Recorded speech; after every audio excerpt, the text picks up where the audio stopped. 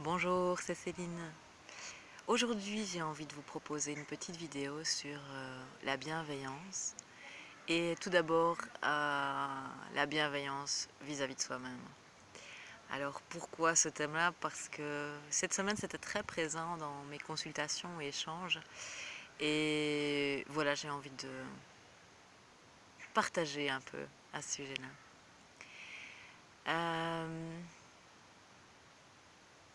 On entend beaucoup parler de bienveillance envers les autres, de non-violence. J'aime pas trop ce thème-là, enfin cette manière de parler, ces mots-là. Je préfère parler de bienveillance, de bientraitance. Et vraiment, je pense qu'elle commence par nous, elle commence par nous écouter nous et nous bien traiter nous-mêmes. On ne peut pas rayonner à l'extérieur ce qu'on n'arrive pas à rayonner de l'intérieur. Et donc, l'important à nouveau, c'est d'écouter ce qui est là en soi. Et si je respecte ça, je pourrais mieux respecter les autres, évidemment.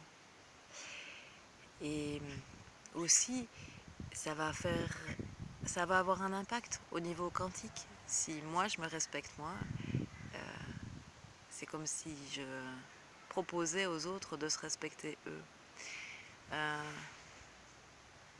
Ça se voit de plein de manières différentes. Je me rappelle notamment lorsque j'ai pris un congé de maternité, plusieurs personnes m'ont dit « Mais oh, tu t'arrêtes tôt, comment tes patients vont réagir ?»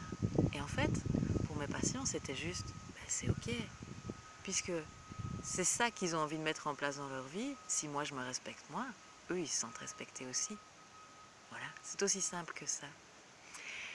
Un autre thème que j'ai envie d'aborder et qui rejoint ce thème-là, c'est ce qu'on appelle la bienveillance éducative.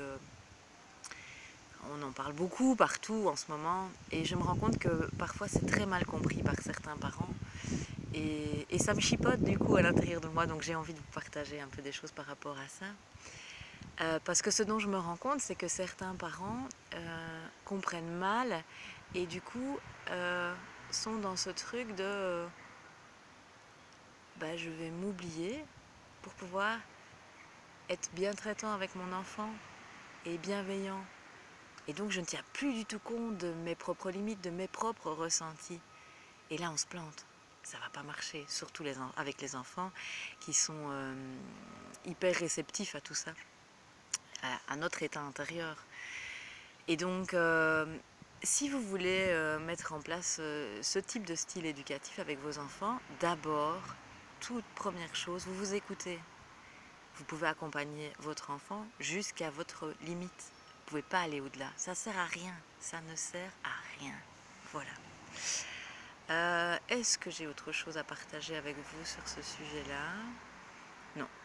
Je crois que je fais le tour de ce que je voulais dire, en tous les cas pour aujourd'hui. Et donc, la bienveillance envers soi-même, ça se vit de minute en minute en fait.